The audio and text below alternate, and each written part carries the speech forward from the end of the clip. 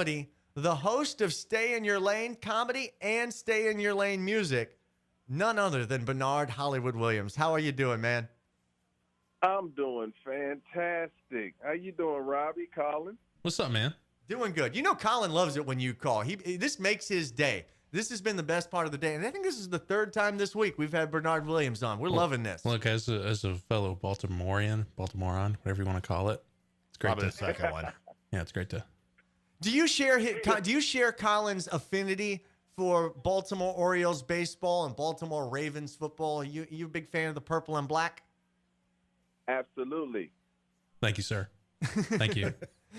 It's great to know I'm not alone in this Orioles fandom here. Hey, you guys had a big win last weekend. Didn't you guys knock off the Patriots last weekend, right? 37-20. You guys had to love that. Making the only undefeated team left in the NFL, the San Francisco 49ers. Hard to hate that. I know, man. I'm telling you. The reason why it's so special because for a long time we didn't even have a football team. Mm-hmm. Gave up them Colts. And we got them Browns. Yeah, we used to have the Baltimore Colts, and then they moved the Baltimore Colts to Indianapolis, and then we used to have the Baltimore Browns, and then they moved to Cleveland. So, this is a big deal, as far as since 1995, 97, I believe, when Ray Lewis won the first one in 2000, and then when we won again, with Ed Reed and those guys in 2012. So it's a big deal for us. Hey, B-Dub, do they still use Mayflower trucks up there? Or Hey, no? no, we have got to get some approval on this. He just started up and calling you B-Dub like you've been over to his house. Like you were drinking some of his drink and came over to the barbecue. Like, is this B-Dub thing acceptable? Are we going with this? Hey, you know what? I like that. Sometimes, the more comfortable, the better. Sometimes it goes from B-Dub to B-Weezy. Come over anytime, B-Weezy. What's up, man? And Mr. Williams, what about the play of Lamar Jackson? A lot of people say that when he came into the league, he's going to have to change his style up. But what I love, what John Harbaugh is doing with him, is letting him be himself. Yeah, I still miss Joe Flacco, though. I do, too. A little bit. So do the Broncos. I know. That's where most of the great quarterbacks go, like Tim Tebow. He brought us a Super Bowl, so Joe Flacco brought us a Super Bowl. So I mean, in our heart, we love Joe, but I think it was time to move on. I know, and you know what? When it comes to like contracts and big moves and stuff like that, I just be happy that he's healthy, because he was injured at one point. Mm-hmm. As we're talking about the Ravens division, let me sidestep it over. There's a story I wanted to touch on about the Browns. And the Browns waived Jermaine Whitehead. He was removed from the team. There was an investigation, and then a couple hours later, they just up and cut him from the team. And this was as a result of a bit of a Twitter meltdown, a bit of a social media meltdown, responding to... No, the meltdown came first. Well, yeah. And then he was released. Well, yeah. The meltdown came first, and that was the reason he was released. But the meltdown came from responding to some critics and responding to fans rather aggressively, using some colorful words, some racial language, and even threatening to fight guys. It's not a good move if you're a pro athlete. You just got to turn yourself off to the social media. You don't go threatening to fight your haters, and you certainly don't want to do this by giving out the address of the team's practice facility and suggesting that somebody come meet you in the parking lot. That's usually a bad idea, right, Bernard? You need to stay in your lane. Yes. But that just goes to show you it's not just professional athletes. A lot of people who have grown up in this particular culture, they're very free with using those words, and they're very free with inviting bad company, and then they can't get jobs, It's very hard to make a 53-man roster. And I think the thing that you have to remember is that you can't do it on just talent alone. Look at the guys who are not just in the NFL. Look at guys who are in things like the WWE and realize that there are thousands of guys out there that have those physiques, that can learn those skills. But it takes being a personality And it takes a certain element of a character. You know, this isn't college where lots of players are going to get the opportunity. A 53-man roster is smaller than you think, and because of that, they only take the best of the best. And once you get to that heavy of a microscope, it becomes not just about talent, but also becomes who you are about a person. I imagine very much the same thing goes when you're joining Team USA, an Olympic team, right, Bernard? Absolutely. Absolutely. That's one thing that I learned about when I won that Olympic gold medal. The United States were not happy. And, you know, we had to write a letter of apology because they didn't like the way we celebrated. And even though we kept our medals and we did our country good. We lost Bernard Williams there, unfortunately. Colin hit the button. I didn't hear anything. Well, we certainly don't want to hang up on our Olympic champion. He'll check back in. We hear from him all the time, and we love having him on the show. I think the finishing point he was about to make is that when you are an Olympic gold medalist, and I believe this is rightfully so, you have to be held to a certain standard, and it's a standard that I know for a fact Bernard Williams has always kept up to. And so always great to have him on the show. Appreciate him checking in once again this week. Two-time Olympic medalist, representative for Team USA. Check him out. Stay on Your Lane Comedy, Stay on Your Lane Music on SoundCloud. And cause of hazards, pressed for time, running late for work. I'm stuck in traffic, looking drastic, out of my mind, about to go berserk.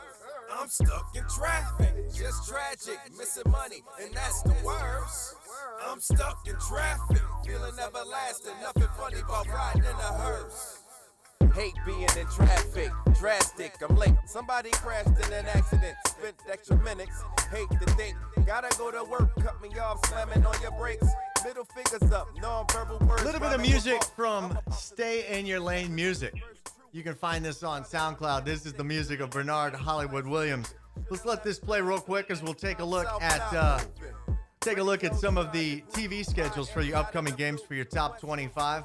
Ohio State going to be taking on Maryland. That's going to be 11 o'clock kickoff time on Fox. LSU, of course, taking on Alabama. That'll be a 2:30 kickoff time on CBS. Penn State going to be taking on Minnesota, battle of two undefeateds. That's going to be a 11 o'clock kickoff game on ABC. Clemson taking on NC State. That'll be a 6:30 kickoff time on ABC. Georgia takes on Missouri. That'll be 6 o'clock on ESPN. Number 7 Oregon and number 8 Utah both have off weekends. Oklahoma going to be taking on Iowa State. That's a 7 o'clock game on Fox. Florida and Vanderbilt, 11 o'clock kickoff time on ESPN. Auburn has a bye week this week. Number 12 Baylor taking on TCU, 11 o'clock kickoff time. That'll be Saturday on Fox Sports 1. Number 13 Wisconsin taking on Iowa. That'll be a 3 o'clock kickoff time on Fox. Michigan is off at number 14. Notre Dame, your Irish Bill, you're Irish, going to be taking on the Dukies at 6:30. That'll be on the ACC network. Number 16, Kansas State. They will be at Texas, 2:30 kickoff time on ESPN. Number 19, Wake Forest. They'll be taking on the hokiest of hokies. Got the Beastie in the house. Virginia Tech, 2:30 kickoff time on the ACC network. Then you'll have Cincinnati taking on UConn, 2:30 on CBS-SN. Number 21, Memphis is off after their win over SMU. The Smurfs are taking on the Wyoming Rough Riders at 9:15. That'll be your late game on ESPN. Number 23, Oklahoma State is off. Navy is off at 24. And SMU, another decent matchup for them. They'll be taking on Eastern Carolina. That'll be on ESPNU, 11 o'clock kickoff Schmoo. time on. That's what I call them. Schmoo. Don't you wish the SMU wore blue so Yeah, I they would. could be the Smurfs instead of Boise? I agree. You know, who didn't? That's probably why they wear red, is they didn't want anybody calling them the Smurfs. Bernard Williams, you still with us? Back with us? Wouldn't you agree? Absolutely. Wouldn't it be so much more fun if SMU wore blue and we could just call them the Smurfs? It doesn't make any sense with the Smurf turf being at Boise. Yeah. I mean, He's got nowhere to go with that. I left him totally painted into a corner. because it's weird because even at the University of Florida, we have a Smurf track. We have a blue track. Mm-hmm. Well, You know, what do you but guys? Is there a nickname for that? No. There should be. The house I that don't know. Bernard built. The Blue Mile. I don't. Oh man. All right, I got your cake, Mr. Coffee. Yeah, man. So I don't know, but Boise is just the Smurf turf fits so well for them, Mm-hmm. And we've become accustomed to it so long, it's just become a part of who they are. Sort of Yeah, like the red turf absolutely. at East Washington. Mm-hmm. Yep, same thing. It's like even if you try to give it to somebody else, they go, "Hey, man, Boise, forget SMU." That does sound fitting for SMU, but Boise, they the Smurf turf, So Irish Bill is here with me, and he was talking about this earlier today. And as we close out the show, I didn't give him an opportunity. He wants to debunk my Minnesota fandom because I've decided that for this week only, I'm a Minnesota Golden Gopher fan because I really want to see. I'm an agent of chaos. I like chaos. I like when things get Okay. interesting. I'll do things just for shock and entertainment value. And I would like to see Minnesota stay undefeated, beat undefeated Penn State. You got a battle of two undefeateds up north this weekend, and then continue to win out, beat Ohio State, and get to the college football playoff and hopefully do something interesting.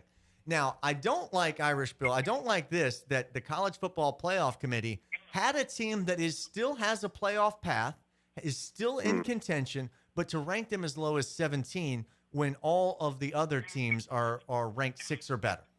Well, Is that fair? They did that with UCF, even though they're not a Power 5 team. They did that But with they them. weren't ever really in it. They didn't really have a path. They were just an undefeated group of Undefeated 5 team. school. Correct. But they are an undefeated Power 5 school.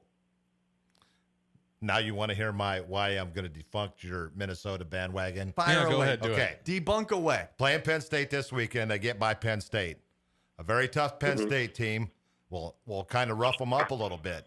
They have to go to Iowa City next week. A very, very tough place to play as they wear the Pittsburgh Steelers colors in Iowa City. And you can't, I will never vote against Iowa because of the Iowa wave. That's the best tradition in college football. Indeed. But then they come back. I think they have kind of a bye game after that. Then they go to play for the Axe against Wisconsin at home. One of the longest battles between Division I schools in the country, and they're playing for the Axe. And Wisconsin can knock them off as well. So before they even get to Iowa State in the Big Ten championship game, That's they have 3 to go solid through games. Iowa and Wisconsin. That's 3 solid games when you add in their Penn State too. And you're right. Their season is very, very backloaded for the strength of schedule. They made it through the easy part all right, but now they're getting into the tough part. But if they manage to do it, you can't deny them. Go Gophers. Yeah, go Gophers. So this is why I'm on a Gopher train. Bernard, go ahead. See, this is why a lot of people make money in Vegas. This is how they built those giant casinos because dummies like me will go out there and bet on Minnesota. No, but you know what? Sometimes you win. Yeah, that's how they get you coming back. Blind squirrel Yeah, finds a nut because- every once in a while. Yeah, I'm trying to tell you, sometimes you win. That 1%, sometimes you win. It's like going to the Olympics and winning the gold. Sometimes you actually win. You know how many times I lost? 99% of the times I raced, I lost. But you know what? So- When you win the gold, though, Bernard, it's you forget about all those previous events. And just like gambling, you forget about all those losing tickets you throw away. Once you get a win, you're like, "Oh, I'm a pro. I'm good at this." But if you sign a contract, it goes back to losing again. You got to leave the house. You got to leave with your winnings. But I believe, what you were saying, based on people's schedule, not schedule, the team schedule and who knocks off who, a lot of people knock off certain people who could have been the champions. Certain teams knock off other teams and mess up their records. When certain people have easy records and then all of a sudden they have a certain confidence and then they end up winning it all. Because the real champions have been knocked out by a tougher team. I hear that. So, Bernard, we've been waiting all week to get a score prediction from you, and I know you wanted to do your homework, so I hope you've had a chance to do that. We want to send some victory jerky from Destin to Maryland, should you take this down. Got to get closest to the correct actual score. I believe we have close to 50 people who have entered this week. It's been our busiest week ever for our score prediction contest. Irish Bill himself is a 3-time winner of this contest so far this season. He's looking for win number 4. So we want to get a score prediction for you for LSU taking on Alabama. Alabama is a 6-point favorite. It's a 2:30 kickoff time there in Tuscaloosa. If you win this, I vow that I will go to Beef Jerky Outlet. I will pick out a couple of selections, and I will mail your jerky to Maryland. What's your score prediction? Oh, man. Alabama. All right, Alabama, LSU. I'm going 28-21, something like that. 28-21. Who you got winning? Alabama. Alabama. He almost gave us one of those TF test answers where it's like you make the T and the F together. You know, he's like, Alabama, LSU, 28-21. I'm like, which one is it? Yeah, I'm sorry, Alabama 28, LSU 21. I like it. Bernard, thanks so much for being a part of the show. We're out. For Robbie Collin and Irish Bill. We'll see you on Monday.